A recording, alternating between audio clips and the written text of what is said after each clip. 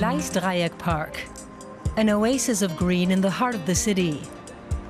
It runs along an old rail line that once ran south from Potsdamer Platz. It covers an area totaling 26,000 square meters.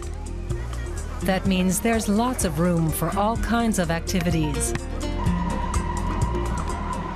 It's so central. I can get here from Potsdamer Platz in no time. I like the wide variety of playgrounds.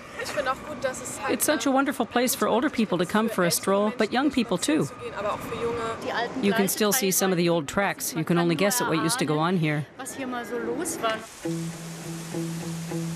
Old tracks that are overgrown.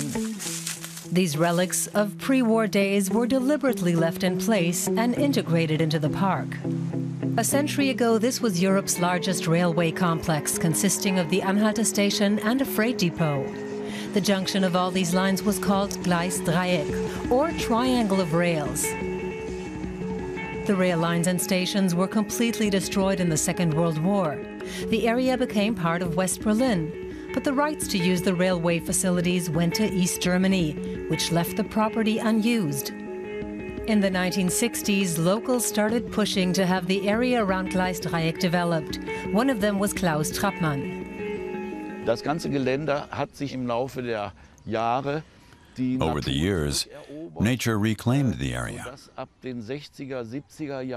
It was actually fenced off, but starting in the 60s and 70s, little groups of nature lovers started coming here.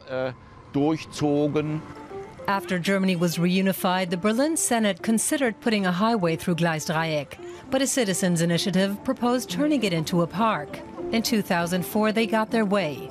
Citizens, city planners, and architects worked together to design a metropolitan park. Its railway history still can be experienced in many places. The ideas and needs of ordinary Berliners were taken into consideration when creating the park. That's why the park includes a 1,300 square meter skate park, developed in consultation with active skaters.